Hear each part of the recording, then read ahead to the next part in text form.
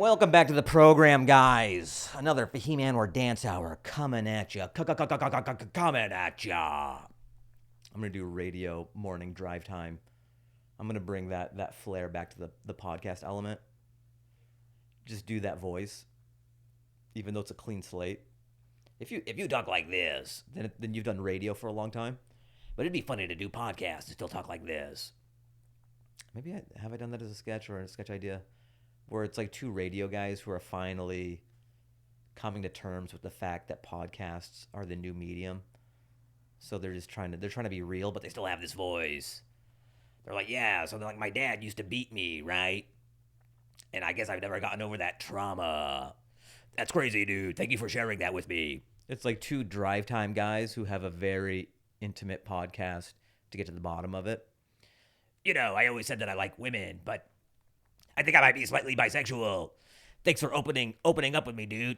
You didn't have to do that. Yeah. Sometimes I feel like talking like this is tickling my throat. It's very hard. I don't know how anyone keeps that up. My eyes are watering. Yeah, maybe that'd be a good sketch. Print it. AI. Make it happen. I want art to get like that, you know, where you just think of a dumb thing and you go, AI, make it. That was just like a short sketch, but it'd be great to do with like movies. It's about a boy and he wants to play soccer, and then, you know, it's like Little Big League. But is Little Big League, is that the one where he breaks his arm but he throws a pitch really fast? One of those, but for soccer. And then AI just shits out this like magnificent script. Yeah, okay, let's fucking shoot. And you have an AI director and you have AI actors. Oh, that'd be great. Or you don't even really need to make the film. It's just like it does it by itself, and you load it up in the back of your brain. You don't even go to movie theater. You just go. We're all in just like nutrient slurry pods. Like, that's how we consume media. What if that's the eventuality of all this AI, is that we're like Neo in the Matrix and we have no eyebrows? No one's connecting the dots. If AI takes over, we're not going to have eyebrows anymore. We're gonna be in KY jelly. Do you want to live in KY jelly? That's why you need to support the writers with the WGA, and we're anti-AI. We love Allen Iverson, but like the other kind of AI. Okay. Oh yeah, I was thinking, you know, one of the talking points for the WGA is that like, AI can't write some of these stories, the human element, and AI doesn't have that human touch. And my counter argument to that is like, look at Fast and the Furious 27. Like, Mad Libs could write that movie. You don't even need AI. It's like Toretto drives his car off a blank, and you just write spaceship. I think that's how they actually wrote the last 10 Fast and the Furious. It was just Mad Libs. And they're saying like, AI needs the human element. AI could definitely churn those out. Like every Expendables, every Fast and the Furious. Have AI do those, actually. I think I'm on board for that. Let's do that. That just saves everybody some time. I'm sure the Fast and the Furious writers will be happy to play golf. I don't know if it's this labor of love. Like, I put my heart and soul into this Fast and the Furious script. It's my love letter to being fast and furious. I wasn't with my family. I was up in a cabin and I was on a typewriter cranking out Fast X. That fight between The Rock and Jason Statham, I don't even know if were they fighting. I've lost touch. I don't have my... Once they stopped adhering to the laws of physics, I tapped out of the Fast and the Furious franchise. I imagine they had like a physics consultant for Fast and the Furious, and then he kept on piping up too much, and it was taking the air out of all the room, and then the writers were like, hey, Greg, can you just like step outside for a second? He's like, but I'm the physics... Yeah, just fucking... We'll come and get you when we need you. And he's like, oh, okay. And then the door closes, and he just hears all the writers laughing, like, oh, yeah, that'd be great. Oh, yeah. And then he goes off a ramp, and then he gets to the top of the Space Needle. Oh, yeah, that'd be fucking great. Yeah, once they weren't bogged down by physics, that's when the franchise really hit its stride. I would say peak furious. Peak furious, if you ask me. So yeah, AI is great for those movies, but I was thinking it'd be funny because this would be gross. Like everyone, it makes sense to churn those out of an AI black box, whatever, chat GPT thing. But if you had AI write some like coming of age tale about like a trans boy or something, like coming to understand his sexuality, and it's like it's like moonlight and it's gripping, and if you found out that was written by AI, that would be like gross. That feels gross, right? They're in a director's chair and they're like, it feels very personal, this story. And how did you? He's like, he's wearing a scarf and a beret. Like, actually, I wrote in a Chat GPT prompt, I wrote trans coming of age tale, Sundance winning, and it just shit out the movie that you saw. I have no personal relation to the subject matter. I just knew this wins awards and such. So I in the prompt I wrote gripping trans coming of age tale, Sundance Awards, and it's very good. It generated. I was crying when I read it. I couldn't relate to it personally because it's not my experience, but it generated this fucking great movie. And you gave me a 20-minute stand and go. I was able to get a falafel while you guys and come back while you guys were still clapping. I appreciate it. I know your hands are bleeding and such. There should be neosporin going around the room. Thank you for, figuratively jerking me off after the film was done screening. I think we broke the record. 20 is the most, right? 20 is the most anyone has ever done clapping. Is that going to be like Chappelle and Dane when they were trying to break the stand-up record? The record nobody wanted or needed broken? It was like one did it for 3 hours, and one did it for 4 hours, and one did it for 5. It sounds cool when you read it, but if you're in the audience, it'd be like, ugh, you're a legend, but I got the fucking, I'm so sleepy. No one wants to be the person who has to like leave the showroom when there's like a comedy legend on stage. You're like, I'm sorry, I'm an organism. I can't fight my biology. I can't. If I was an on-call doctor, maybe I would try to but this is just entertainment. Why am I abusing my body for entertainment? Use bags under your eyes, like, oh yeah, I saw Chappelle and do like 5 hours, and then the next night I saw Dane do 8 hours, and then they just fall asleep at the wheel and kill a family. But they had some good ha-has before they ruined their life and killed that family because they're sleep deprived. What's going on, guys? Let's see. Jay Larson filmed a special at the Comedy Store in the Belly Room. He asked me to open for him, so that was neat. It looked really nice. They smoked it out. They had blue lighting. It's very cool where you do a space and then they elevate it for a special. It was like the Comedy Store put a suit on, kind of, It looked really fancy. I think it's going to read really well on film. So keep an eye out for that when Jay Larson's special comes out. And the opening's a different thing, It's almost like a selfless thing to do because you're setting the plate. You're setting the plate and the tone so that the people are kind of in an emotional. I think the average comedy person or comedy fan just thinks comedy's comedy, but it's so inside baseball. Maybe you don't give a shit about this stuff, but like when you go on in the show, there's different vibes and stuff. Like the Comedy Store is tag team. This is a tangent here, but this is just an example of how there's different vibes and where you are in the lineup. It's a different show. So there's different comedians every 15 minutes. Everyone has a 15-minute set. And the Comedy Stores, the doors open, and people, like, I think they open 30 minutes before, but like it takes a while for everyone to be seated in the room. And usually people aren't fully seated until the first comic is done. First or second comic. So while the first comic is on stage, people are still kind of getting to their seats. Even the second comic, like people are still getting into their seats. So when you're the first comic to go up, it's kind of cold. It's going 0 to 60. There's no momentum. So that's always like taking a bullet. That's a hard spot, just a cold open, because You're going from nothing to a comedy show. You're almost like a ride conductor. You're sort of teaching them, you're getting them up to speed. Like, okay, this is what the show's going to look like.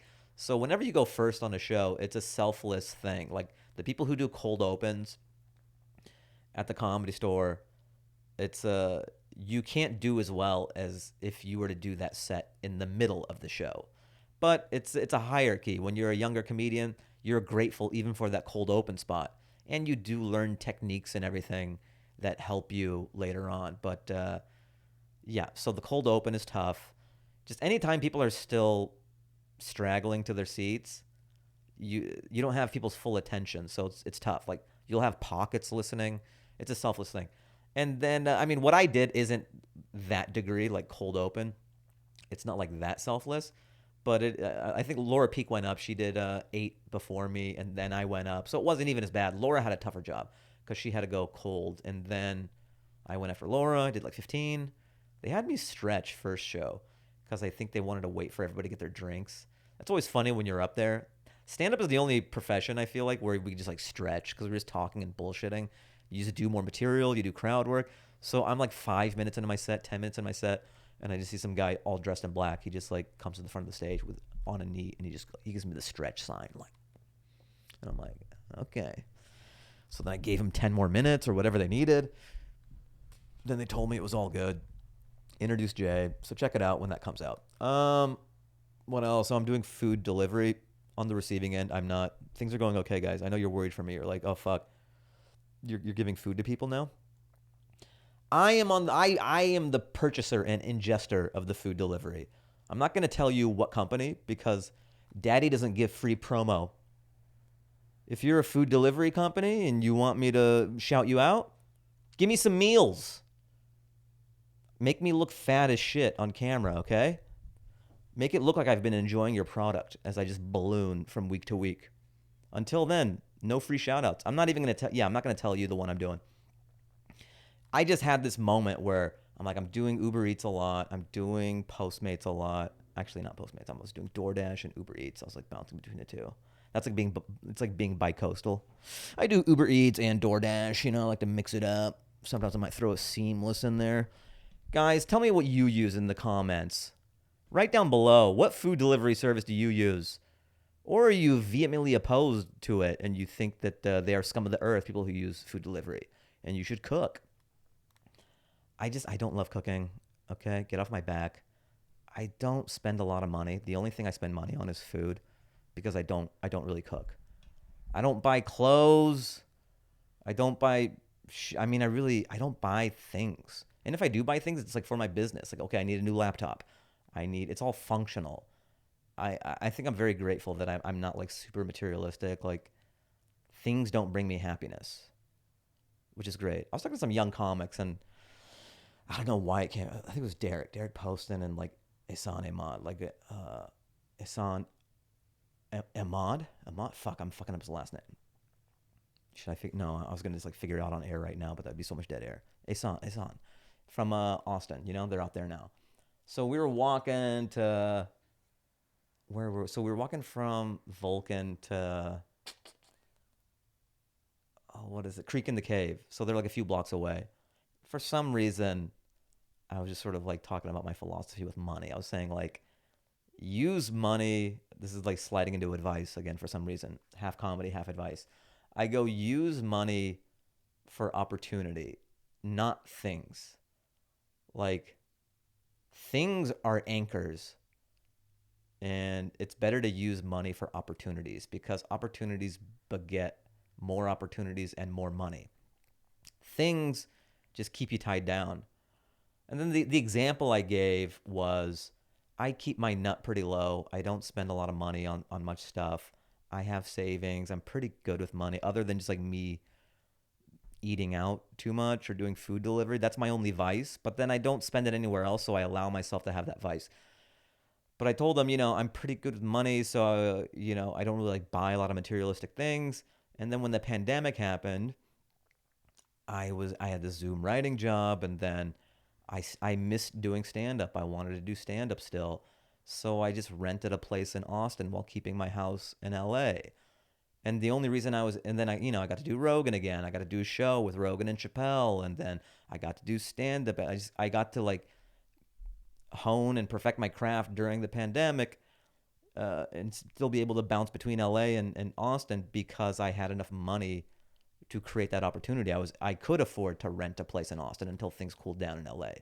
But if prior to that had bought like cars and all this shit, I wouldn't have enough money to rent a place in Austin for those couple months. So that's a good example of using money for opportunity, you know? Okay, if you want to make a bite size, let's say, we'll say, use money. Things are anchors. I don't know, whatever the fuck. Put a bow on it. All right, I had the idea and I lost it.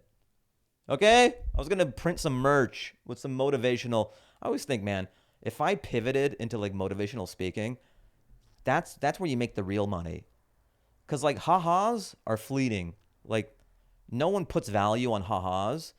But when you like convince people that you're changing their life, you can like drain them of their life savings.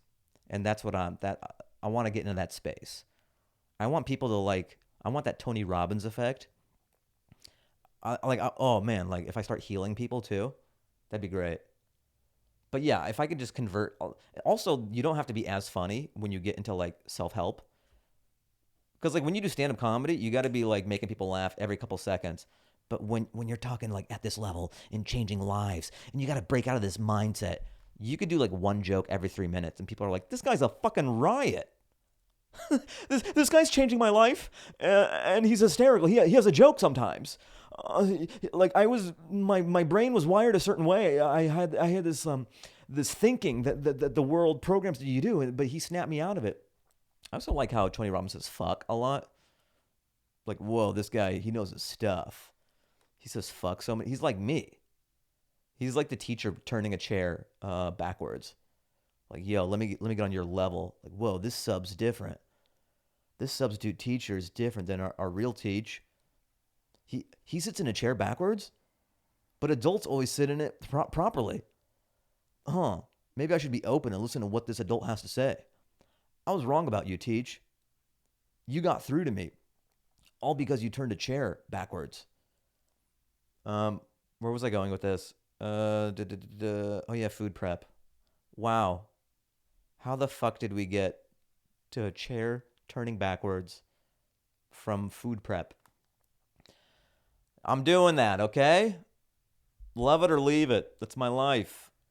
Because, yeah, I was doing a lot of Uber Eats, DoorDash, all that stuff. And I go, I could actually save some money. And the food is actually pretty good. And it's not even about, like, I'm trying to get shredded meal prep. Just, I want delicious meals. Even if they're calorie bombs, I just want it to be easy. So, yeah, it's awesome. I did 1 week of it so far. It's great. It comes in this, like, ice cooler bag. I did 8 meals up top. I don't know how many I'll do next week. I'm trying it out. But it's awesome. I'll throw the air fryer, crank it up, 350. Get that preheat going. Throw a little meal in there. 12 minutes later, bomb-ass food. If you want to pay me food delivery, I give you a shout out. Until then, you're anonymous. Okay? You're like a girlfriend that a Middle Eastern dude is dating. Anonymous. Until it's a sure thing. What's cracking? So I got invited to like this writer. He's a stand-up comedian, but like very successful in the writer world as well. And so he was doing a barbecue, and I've seen him at the clubs and stuff. It was very nice to be invited to his home. And I was driving there, and I've turned it into a bit, but it's one of those things where like, when someone is so successful that you have it in the GPS to get to their place, and then once your car starts going up a crazy incline, you're like that's when you get the inkling, like, oh, they are very successful. Like, this is next level. Like, once you're driving to their place and your car hits like a 45% incline. No, it's like, this was like 60. It was like Splash Mountain to fucking get up to his house. And I'm like, oh, okay, all right. I'm in store to be wowed. I'm already wowed, and I'm not even at the place yet. Just driving there. Place was amazing. Beautiful view, beautiful house, beautiful family. Like, Perfect. Just like so successful, makes you look inward. Like, what am I doing wrong? I need to get my shit together. What else? Did a set at the Comedy Store throughout the week. I have a buddy. I'm collecting DJ buddies, man. I'm just that. I guess that's my side passion. I love music, so it's very cool for me to kind of become friends and collect musicians. It says collect, like I don't care about them. I love these guys, but yeah, because I love music so much, and then they're comedy fans too. So it's kind of reciprocal, our respect for each other. So Aaron, that's his name. He's Grand Theft. He's a great DJ, great musician, out of Toronto, but he splits time in LA. Whenever he's in LA, he loves coming by the Comedy Store. I'll always get a text. He's like, "Yo, you up tonight? Can you throw me on the guest list?" So it was him and his buddies came, saw me in the original room. That was fun. Dylan France is supposed to come to my Fahim Works on stuff, so I got him and his girl on the guest list, but then he wasn't able to come, so he's on my shit list. Okay? No, he's a great DJ as well, great musician. I like his music. Lance Kanstopoulos did a music video for him unofficially. That's before I actually knew him pretty well. He texted me though. He felt bad. Where did he write? He goes, "Dude, sorry I didn't make it to the show. My girlfriend bailed on me to watch her best friend's kids do karate." That old line, that's pre-programmed in iPhones. It's like excuses. I go, "No worries. I almost bailed on my own show too to watch those kids do karate." That's how the comedians do it, baby. We're quick. He'll come to the next one, I guess. Maybe we'll see. Who knows? Stars come to see me do work on new material. You guys can too. All right. What else? Oh yeah. I mean, I'm running long here. Who cares? So I was doing my Fahim Works on stuff. I do it once a month at the Comedy Store in the belly room. I work on new material. It's all new stuff, and I bring my friends up who do regular sets, but I just kind of like go in between, try some new stuff. And Kumail showed up. I've known Kumail for a long time. I used to do a show at Meltdown when he wasn't ripped. That's how way back we go. I've known Kumail since before he was ripped. Oh, you've only known him when he was muscular. I guess you're not as good as friends with him. Yeah, I knew him. I knew him when he was squishier. Oh, he's firm now. I knew him pre-firm. So he was in the green room because I saw him before the show. I was like, "Yo, whenever you're done with your main room show, just hop up into the belly. I'll throw you up." He's like, "Oh, yeah, cool. So he finished his set, then he came upstairs, and I'm like, "Yo, I can throw you on." And he's like, he just had a really good set in the main room, and he's like, "I don't want to," because he's like slowly easing back into stand-up. He's been gone for a long time, so it's kind of, it's like riding a bike and it isn't. So there's some growing pains when you come back after that long. So he's like, let me ride the high of the main room. He goes, "I'll do next month." So maybe come to next month and you'll see Kumail. Because I'm like, yeah, I'll get you on, man. I'd love to have you. Great guy, super nice. His wife as well, Emily, super talented writer. Just like, I did one episode. I think I don't know if she wrote that episode or not, but she was writing on that Carmichael show, and I did. So I mean, that's the last professional setting I saw her in. But yeah, check them out. Kumail, Emily. You guys are great. Kumail, do my next show. That'd be great. What else? I had Dobrik's Pizza. It's all right. Brent Weinbach did my show. Fahim Works on stuff, and he's like, I want to try this Dobrik's Pizza. How you feeling about that? I'm like, I don't know. We'll see. I tried it. It's okay. It's all right. If you love Dobrik's Pizza, I don't know if people are going to eat it to be blown away. I think they love David Dobrik, and they want to try it or they want to support the personality. I don't know if it's like the best pizza I've ever had in my life. It's serviceable. Yeah. If you're hungry, it'll do the job. I mean, this is like name dropping central, this whole fucking podcast, I guess. But like during the pandemic, David Dobrik, he sent me a voice message. I didn't know who he was. I'm too old, I'm not that demo. I'm like, okay. It was like a nice voice message. It was like, "Hey, I've been watching your stand-up or whatever, and like, maybe we could do a thing." I think he wanted to do something sometime.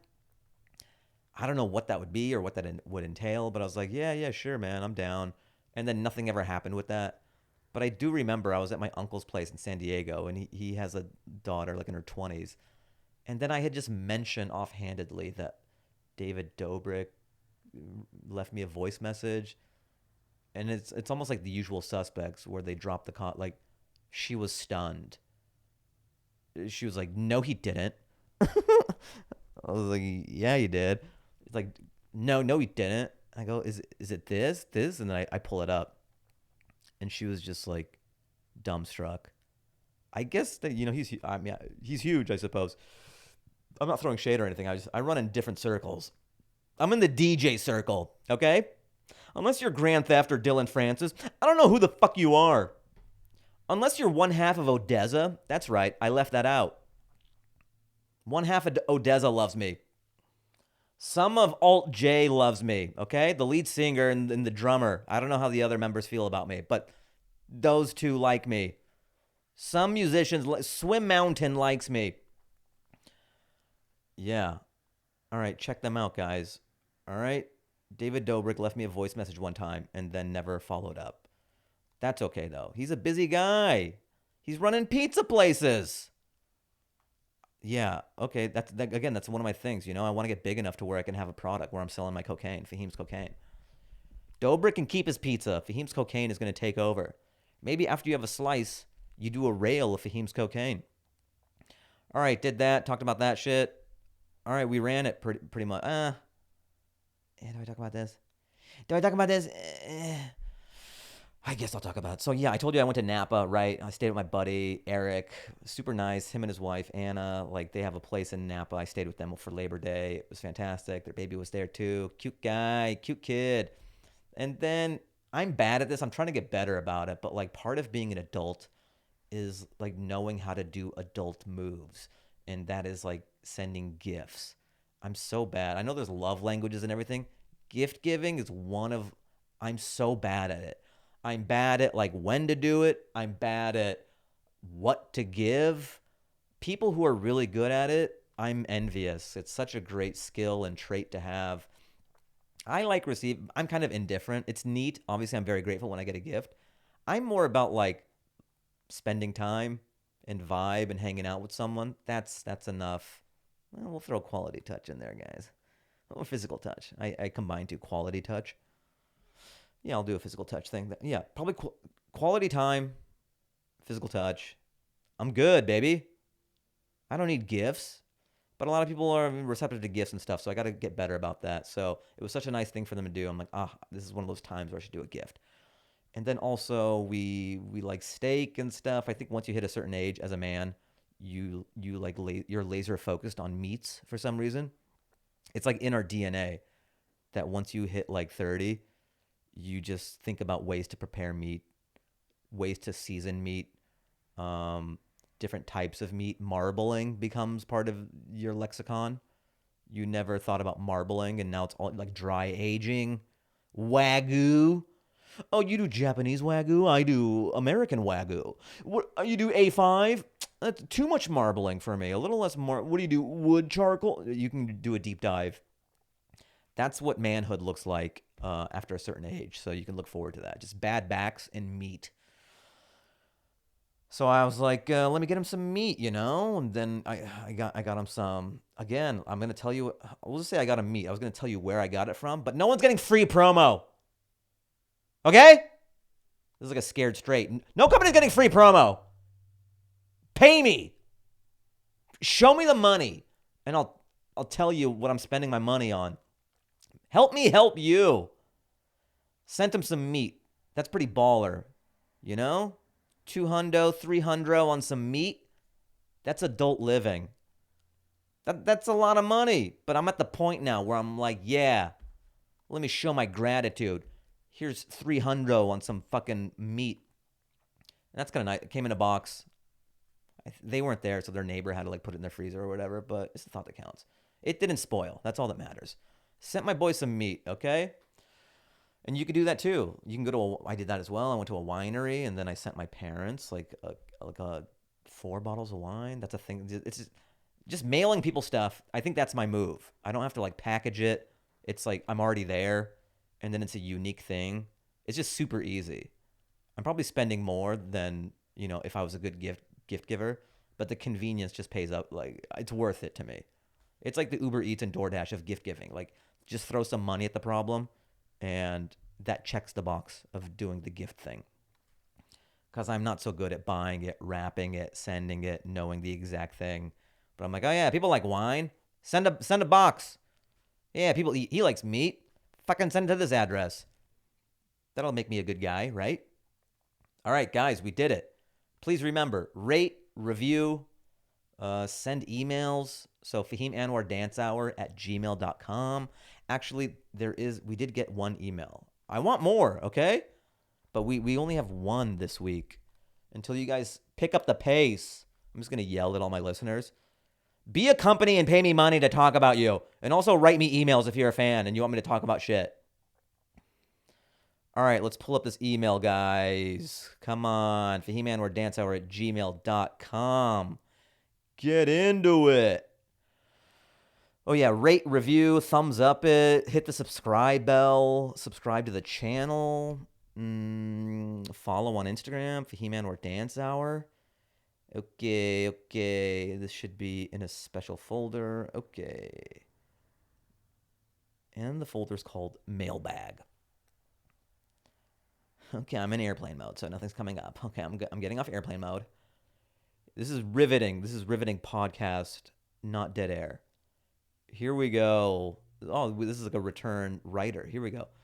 This is from Tabarak Sadiq. Subject heading: Who have you pissed off? ? What's up, Fahim? Listening to you in the last pod talking about having opened for Joe Coy, as well as having opening up and touring with Bobby Lee and dozens of other really famous, well-known comedians, and being a regular at the store. One must ask. You did 4 dots. You could have done 3. Who the hell have you pissed off that you can't get a Netflix special deal? ? Jokes aside, it just seems mental to me considering you're a ridiculously safe bet? ? Is that a question mark or is that a fact, man? Put a period there. I am a safe bet. Okay. All of these great comedians can't be wrong about you for letting you tour with them and also being at the store, etc. Do you think having Afghani heritage has hurt you, and specifically not leaning into it too hard in your comedy has made the people behind the desks not see who your audience would be? I'm Arab, and I'm a big fan of Mo Amer, who does a lot of Arab comedy, but also standard comedy. Do you think if you leaned harder into the Afghani thing, you'd have been getting more airtime, but probably less recognition from your peers? Sorry for the long one. Your boy, Tabarak. Oh, man, a lot to unpack there. Where do we start, guys? I mean, I don't know. All of this is just from my vantage point. This is just an opinion, someone who's been in the eye of the storm of their own career, just dots that they've connected. I don't know. I feel like there's 2 ways to make it in Hollywood or be successful, whatever your like quintessential, I don't know, cliche way of making it. Because I think I'm making it right now. All I ever wanted was to be able to make a living doing what I love. And I'm doing that, you know? Like, I'm making more money currently than I ever would have engineering at Boeing. So I've won. I've already won. I'm playing with house money. Obviously, you want more out of life. And, you know, okay, we'll see if that happens. But where I'm at right now, it's good. Things are good. And it's nice to remind yourself of that. But if you want to talk about like the Joe Coys and the breaking and the Fluffies and the Russell Peters, and so there's 2 ways I think people make it in Hollywood or just entertainment. The Hollywood machine, you are like a part of the Hollywood machine and you get pushed as a product, just like you're helped by the machine. So like I would say like Aziz, Kumail, like people like ethnic people who've gotten help from the machine. So that's one route. You are kind of like Hollywood. Hollywood wants it to not that they're not talented, they're supremely talented people, but like it's a part of the Hollywood machine. And you're getting pushed to like Comedy Central and like Netflix and traditional Hollywood. So you're ethnic and getting pushed through the Hollywood machine. And I think that's kind of the only, well, okay. I'm trying to think of a clean way to phrase this. So you're part of the Hollywood machine, or you have a large ethnic demographic fan base that can lift you. And then Hollywood just wants to scale that and maybe skim some off the top or help. So like Gabriel Iglesias, large Latino, like there's a lot of great famous Latino comedians because it's a large demographic. Indian is a big demographic. So like Russell Peters, like Hasan, there's like a large demographic. And then I'm trying to think who, like, what else is a large, like Black is a large demographic as well. I think Afghan is just too, well, Persian I think is even bigger than Like Afghan is too niche. Like Afghan is a drop in the bucket. There's not enough numbers and ticket sales. Like it's not a big enough demo to kind of like buoy you as an artist. But like Black people can do that with their artists. Indian people can do that with their artists. Latino people can do that with their artists. Afghan is just too niche. And also, the way I'm a stand-up comedian who happens to be Afghan. So I don't even really appeal to that demo. It's already a minuscule demo. So even if I did nothing but Afghan jokes, it's a drop in the, like, it wouldn't even do anything. So it doesn't help that I don't even talk about that stuff. So, I mean, it's almost, I was joking, if you heard the podcast, maybe it was like the last one or the one before, where I was joking about putting together a boy band where they're all 35-year-old, they're supremely talented, like 35-year-old men boy band, where they're really good dancers, really good singers, but they have no demographic. Like the A&R guy's just like, look, I'm not denying you're not super talented, but who the fuck is your demo? I think I have some of that. I think I just have a ghost demo, like, or it's not super obvious. So that's why I was never, yeah, there's no obvious dollar signs behind. Like when you look at me, you're like, this is without internet data. Like I'm fortunate in that the last couple of years I've been able to just like put my stuff on Instagram, YouTube, and all that. And like I mean, look, I just love comedy, and maybe I'm naive, maybe I'm a purist. I just want to think like people like funny, and that should be enough. But I think that is a naive thought, because so much of entertainment is the cross section of art and commerce. And if you have no demo, people are in this business to make money. So yeah, I kind of have no clear-cut demo. And then I wasn't pushed by the Hollywood machine. So the only shot I ever had of really like reaching huge mainstream success is if I was pushed through the Hollywood machine. Like maybe a large management company or a large agency wants it to happen, and they just put you on a lot of shows. Like Comedy Central never really fucked with me. Netflix never fucked with me. HBO, Showtime. I was just like I just was never the recipient of fast tracking or, I don't know, being seen for the work that you've done in the comedy clubs. Like there's this huge disconnect between what happens in the streets with stand-up comedy and what the suits do. They're diametrically opposed. It's crazy. You would think that there'd be like a 1-for-1. Like they would have their finger on the pulse of what's going on in the comedy clubs and just translate that to what they put on TV. But that's not the case. They kind of have their own agenda, their own people. There's like relationships within agencies and management companies. There's people who get pushed through, and you're like, I never see this person at the club, or they kind of have whatever sets. Yeah. So I mean, yeah, those are the two ways I think. So you have a huge ethnic demographic, or you kind of get pushed through traditional Hollywood. So traditional Hollywood was never there for me, and what's been liberating is that traditional Hollywood is kind of carrying less weight nowadays. Like it used to be TV and the internet was like this, and now the internet is here, and TV is like this. They're losing their power, and they were kingmakers when it came to comedy, but now the internet is kind of kingmakers. Like look at like Sam Morril, Mark Norman, Shane Gillis has had the top special for the like top TV show. He's been top on Netflix, and these are guys who just kind of like busted on the internet, like because the internet is very democratic. I do like that about the internet. Like I've noticed leaps and bounds in my career just putting my shit online. Like, there's nobody sandbagging me to get in front of people anymore. That's what sucked, because like I've been doing stand-up a very long time. I've been doing like 22 years. And it sucks when you're very good at a thing. Like, you may not, look, I will say I'm good at what I do. Like, I may not be your cup of tea, but when someone can't put that much time into something and not be adept at it. Like, there are people's comedy who, like, I don't care for, but I respect them as artists. Like it may not be for me, but I know they're good.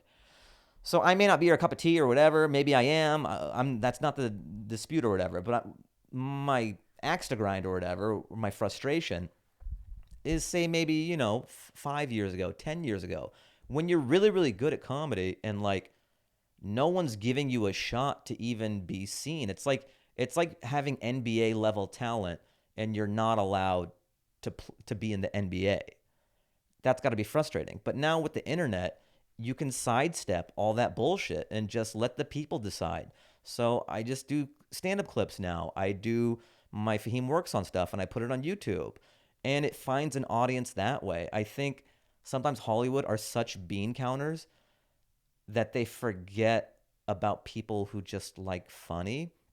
They look at demographics. They're just like, okay, what is your race? What is your sexual identity? What boxes do they check? They check every box except funny. Like, funny is the bottom of the list. They don't even care about that. They just sort of like, what demo do they appeal? They're all demo. And what's great about the internet is funny first. Demo is like at the bottom of the list. Nobody gives a fuck about demo. So that's what's been great about me just putting my shit online, is that I get to, like, my demo is just people who like funny. And that seemed so preposterous 10 years ago. Like, that's not a real demo. But the internet is so surgical that that's enough. So maybe that, I don't know. That wasn't a very tight answer, putting it in a bow or anything. But that's my opinions on it. I could be wrong. Maybe, it's not sour grapes or anything. I'm very grateful to even be at this point. Like, I don't need the world. I needed enough people to kind of like what I do and to be able to like make a living doing it. And I do see in the comments, some people are so passionate, just like, why aren't you bigger? It's a huge travesty. Like, there's this great injustice happening, and it's flattering to read that type of stuff. And thank you for, like, I don't know, wanting more from me and all that. But just the fact that there are a handful of people out there who feel that way, I've won. I've already, like, because before, those people weren't even allowed to see my stuff or access it, but now they can. Like, I felt like I had been in the shadows for so long, I wasn't even allowed to kind of like shine or do what I do. I couldn't even like be seen to do the thing that you're good at. And now I can at least be seen doing my craft. And if you like it, you like it. And if you don't, you don't.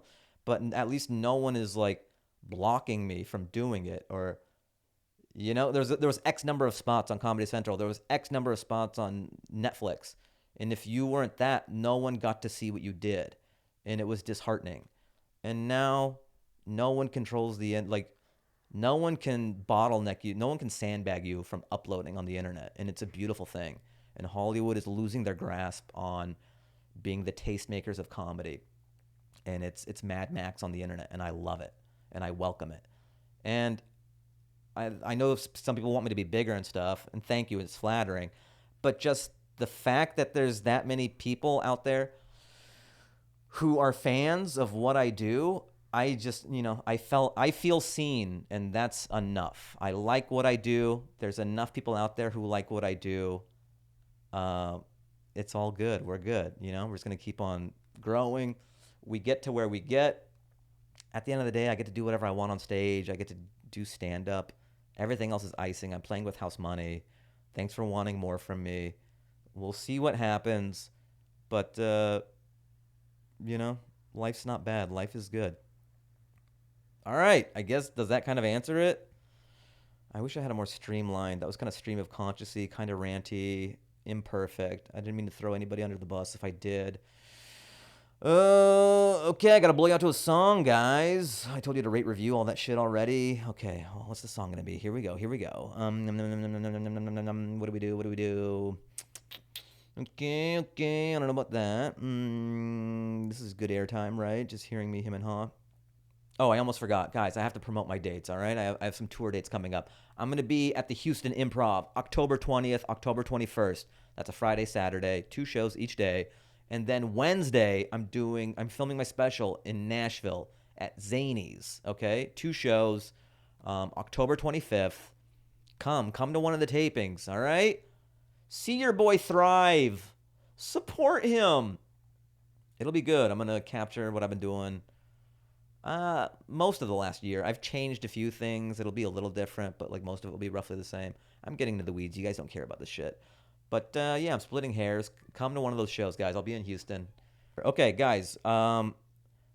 If you are watching this, it's not going to play. You'll have to click on the link in the description. But if you're listening to it, it's going to play after, I blow you out and say, peace. Why not? Let's go sugar. Let's go sugary. I think I've played this before on the pod, just this artist. Huge fan. Just synthy, guilty pleasure, pure sugar. This is Dable and Holly Brune. This is called Glitter Funk, guys. Try not to dance to this. I dare you. See you next time. Peace!